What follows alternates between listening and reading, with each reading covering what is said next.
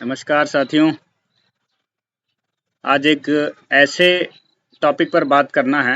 आज एक ऐसे टॉपिक को लेकर आया हूँ आपके सामने, जो आमतौर पर बहुत जगह है और बहुत ज़्यादा लगभग भारत के 40% हिस्से पर उसका राज चलता है। और निश्चित रूप से आप सभी ने देखा होगा। बहुत ही इंटरेस्टिंग है और बड़ी डिटेल के साथ मुझसे जहाँ तक हो सका मैंने उस पर रिसर्च करके वो जानकारी इकट्ठा की है और निश्चित रूप से आपको भी पसंद आएगी। और मैं जो आज बताने वाला हूँ वो है लेंटाना कैमेरा। जी, ये दरअसल एक साइंटिफिक नेम है, लेंटाना कैमेरा। इस पौधे का, ये जो आप देख पा रहे हैं, इस पौधे का साइंटिफिक नेम है, वैज्ञानिक नाम है लेंटाना कैमेरा। अच्छा, कुछ जगहों पर अलग-अलग नाम भी हैं इसके।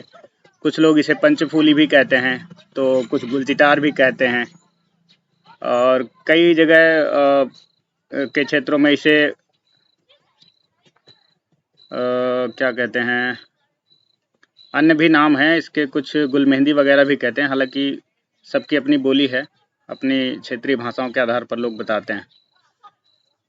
और यहाँ जो मेरे आसपास का जो क्षेत्र है, यहाँ पर इसे गुलचिटार के नाम से ही जानते हैं, जबकि इसका वैज्ञानिक नाम लेंटाना कैमेरा है। ये पारिस्थितिकी के लिए, हमारे पारिस्थितिकी तंत्र के लिए काफ़ी रिस्की भी है। इस पौधे का परिचय कुछ इस तरह है कि सामान्य नाम में ये लेंटाना के नाम से जाना जाता है, गुलचिटार के नाम से जाना जाता है, रायमुनिया के नाम से भी जानते हैं, पंचफूली भी कहते हैं, लाल ऋषि श्रुभ भी कहते हैं। बरबेना परिवार का है, इसलिए बरबेना पीला ऋषि भी कहते हैं इसे। और कुछ लोग गुलमेहंदी भी कहते हैं इसे। कुछ कुछ क्षेत्रों में अपनी अपनी क्षेत्रीय भाषाओं के आधार पर कई नाम हैं इसके, और इसकी कई प्रजातियां हैं और बहुत सारी इंटरेस्टिंग जानकारी मैं आपके सामने लेकर आया हूँ। निश्चित रूप से आपको मजा आएगा, बस आप बने रहिए इस पे। और अब इसका जो उद्भव है, दुनिया में जो इसका विस्तार है, वो कहाँ से हुआ, इस बारे पर बात करेंगे। मूलतः यह पौधा अमेरिकन राज्य फ्लोरिडा का है। वहाँ अमेरिकन राज्य फ्लोरिडा में, यानी दक्षिणी अमेरिका में, एक कस्बा है फ्लोरिडा के अंदर, उसका नाम है लेंटाना। और इस गुलचिटार का, जो आज भारत के 40% हिस्से पर अपना कब्जा करके बैठा है, इस पौधे का जो विस्तार हुआ है उसी राज्य से, उसी लेंटाना कस्बे से हुआ। दरअसल वहाँ उस कस्बे का नाम ही इस पर डाल दिया गया है, इस पौधे के नाम पर पड़ गया है। इसके पीछे का कारण ये है कि वहाँ ये 1888 में बहुतायत में था। ये पौधा इतना बहुतायत में था कि वहाँ उस समय इसका सजावट इत्यादि के लिए व्यापार भी होता था। लगभग $1.5 का ये पौधा जाता था। तो इस पौधे की बहुतायतता के कारण वहाँ पर ये उस गांव का ही नाम कर दिया गया कि लेंटाना ही है ये कस्बा। 100 साल पहले ये पौधा बिकता था। अब तो हालांकि बहुत ज़्यादा इसकी क्या कह सकते हैं, पहुंच हो गई है। अकेले भारत में 40% है। मैं आगे मैप के हिसाब से आपको दिखाऊंगा। अब इसके कुछ वैसी जानकारी जान लेते हैं कि किस परिवार का है, क्या है, कैसा है। दरअसल लेंटाना कैमेरा बरबेना परिवार का है। जो प्रजाति वगैरह होती हैं पुष्पों की या पौधों की कैटेगरी के हैं, लेंटाना कैमेरा जो है, यानी गुलचिटार रायमुनिया जो है आपका, ये बरबेना परिवार के भीतरी फूलों के पौधों की एक प्रजाति है। अमेरिकी उष्णकटिबंधीय मूल निवासी है। दरअसल इसका तात्पर्य ये है कि ये पौधा उष्णकटिबंधीय, यानी जहाँ थोड़ा सा गुनगुनी जलवायु होती है, या यूं कहें कि थोड़ा ऊष्मा वाले क्षेत्र अधिक है, तापमान टेम्परेचर की बात करें अगर, वहाँ पर ये पौधा अधिकतर लगभग साल भर देखा जाता है। लेकिन यदि शीत कटिबंधीय क्षेत्रों की अगर बात करें तो वहाँ ये सिर्फ बसंत में ही नजर आता है। वैज्ञानिक नाम इसका लेंटाना कैमेरा है। परिवार बरबेनेसी परिवार का है। और भी आगे कुछ जानकारियां हैं जो आपको इसमें बहुत ही इंटरेस्टिंग लगने वाली हैं। मैं जहाँ पर हूँ यहाँ पर भी बहुतायत में ये हमारे पर्वतों में आसपास के जो पहाड़ हैं वहाँ पर पाया जाता है। और मैं जहाँ बैठा हूँ यहाँ पर भी काफ़ी ज़्यादा लेंटाना कैमेरा है।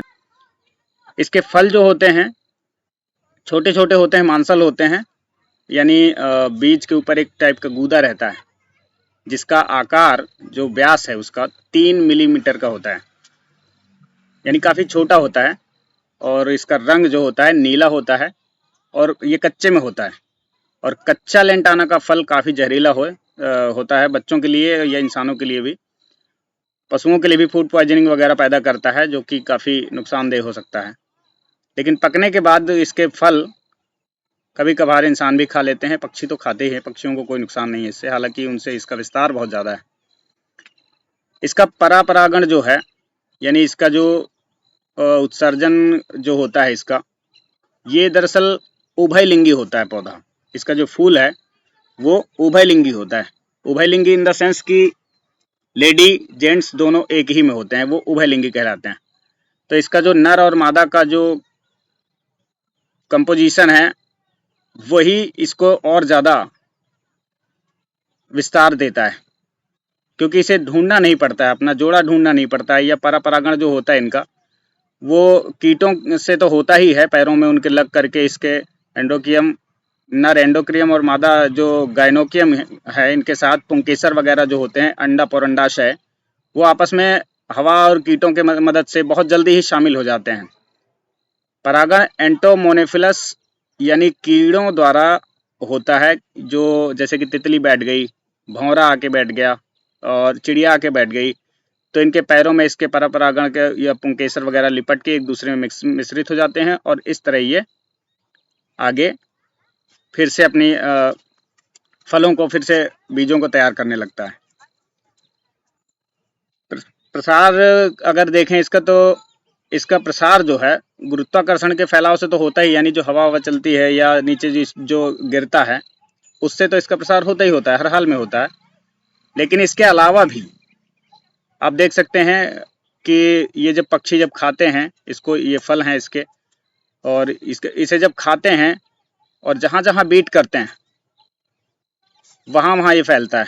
जैसे जानवरों ने खा लिया, तो जानवरों ने जहाँ पर गोबर किया या जहाँ पर उन्होंने पॉटी की, वहाँ पर इसके बीज होते हैं, वहाँ पर उत्पन्न हो जाता है और मनुष्यों द्वारा भी फैलता ही। इसके फूलों की बात कर लेते हैं, तो फूल लगभग 5 से 7 मिलीमीटर लंबे होते हैं। हरे रंग के छोटे छोटे अंडाकार सहपत्रों से घिरे हुए फूल होते हैं इसके, और बड़े खूबसूरत लगते हैं। पुष्पडंठल जो होते हैं इसके 6 से 12 मिलीमीटर लंबे होते हैं, एक ट्यूब जैसे होते हैं, तो 10 से 12 मिलीमीटर के साथ घुमावदार होते हैं, ट्यूब जैसे। मैं एक फूल आपको लेकर अभी जस्ट दिखाता हूँ, हालांकि इसमें मैंने बहुत सारे फूल दे रखे हैं। ये देखिए मेरे आसपास भी है, ये काफ़ी मात्रा में है। ये कितना सुंदर और खूबसूरत फूल होता है इसका।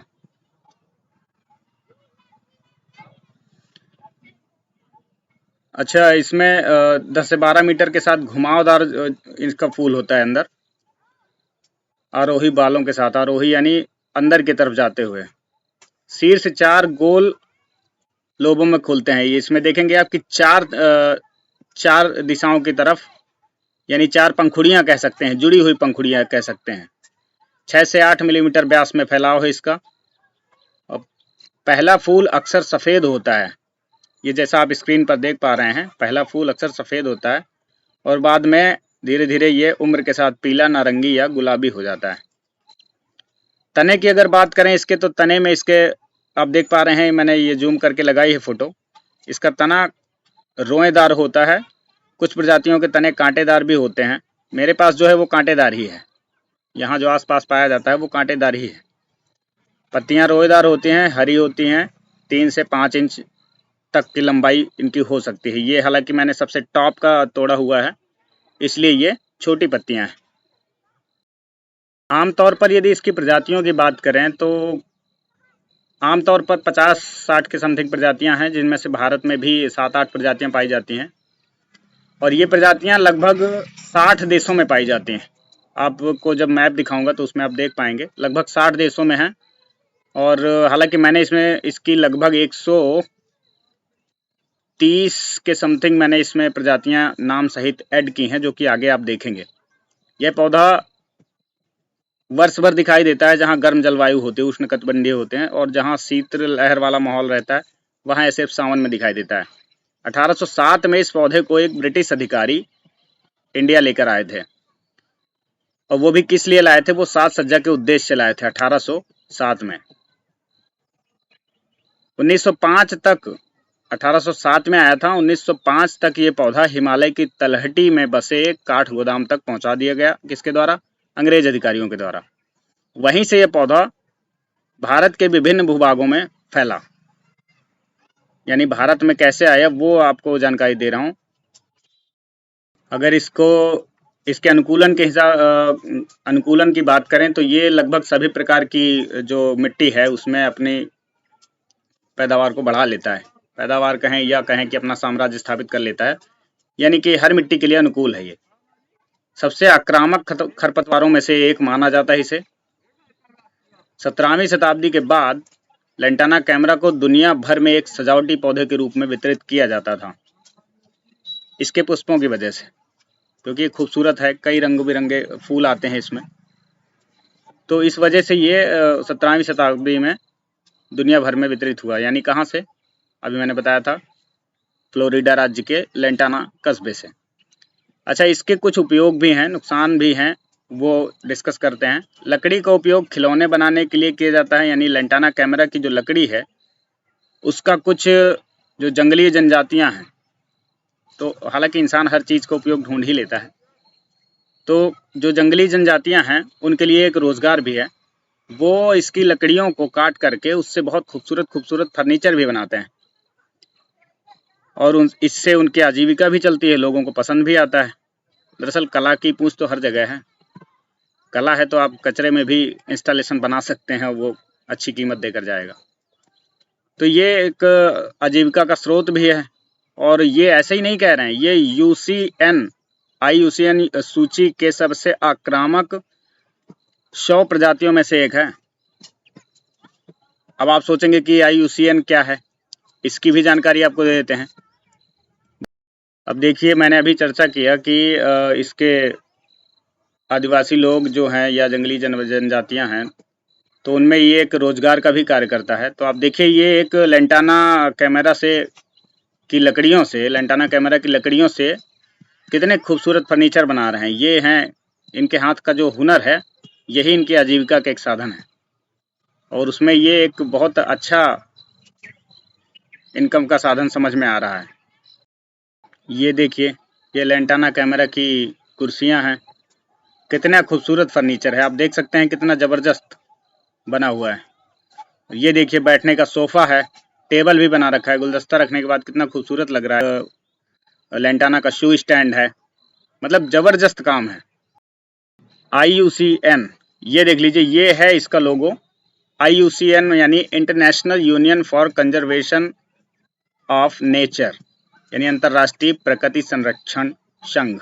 यह एक संघ है जो प्रकृति के किस किस पौधे को खतरा है, किस किस पौधे में क्या क्या है, किस पौधे को संरक्षण की आवश्यकता है, किस पौधे में क्या विशेषता है, ये सारी इस तरह की चीज़ें शोध करना इसका और उसके ऑथेंटिक जानकारी निकालना इस संघ का कार्य है। इसी को शॉर्टकट में international union for conservation of nature को शॉर्टकट में UCN या IUCN भी कहते हैं।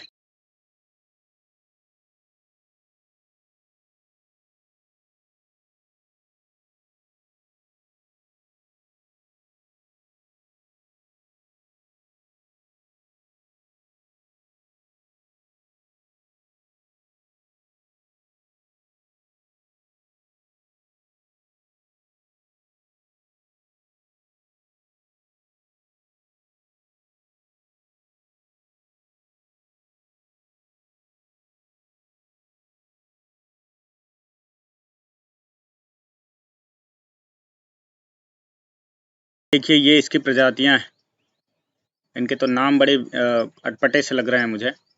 ये कुछ प्रजातियां हैं इसकी, लगभग मैंने 130 प्रजातियों के आसपास मैंने कलेक्ट किया है। आप स्टेप बाय स्टेप इन्हें देखते रहिए और यदि पढ़ना चाहते हैं तो इन्हें वीडियो पॉज करके आप पढ़ भी सकते हैं। ये पूरी प्रजातियों के नाम हैं जो मुझे मिल सके हैं। ये आप गूगल करके भी देख सकते हैं, बस मैंने इन्हें एक जगह लाने का काम किया है।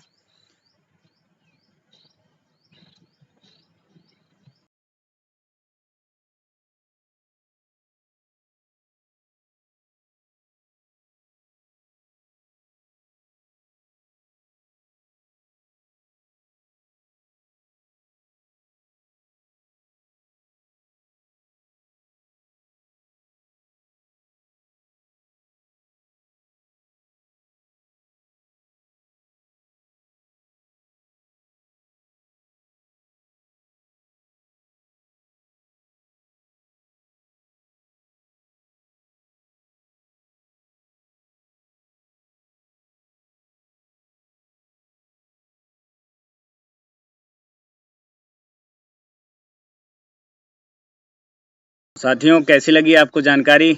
मैंने एक छोटी सी रिसर्च की थी और आपको कैसा लगी ये मुझे बताइएगा। अगर आपको पसंद आई तो प्लीज़ लाइक और शेयर भी कर ही सकते हैं ना। तो लाइक कर दीजिएगा, शेयर कर दीजिएगा please, it's my request, humble request. और बेल आइकन प्रेस कर सकते हैं। अगर आपको ऐसी इंटरेस्टिंग जानकारी चाहिए तो मुझे कमेंट बॉक्स पर कमेंट कीजिए और मुझे बताइए कि मैं आपके लिए कौन सी जानकारी लेकर आऊँ। थैंक यू, फिर मिलते हैं, तब तक के लिए बाय बाय।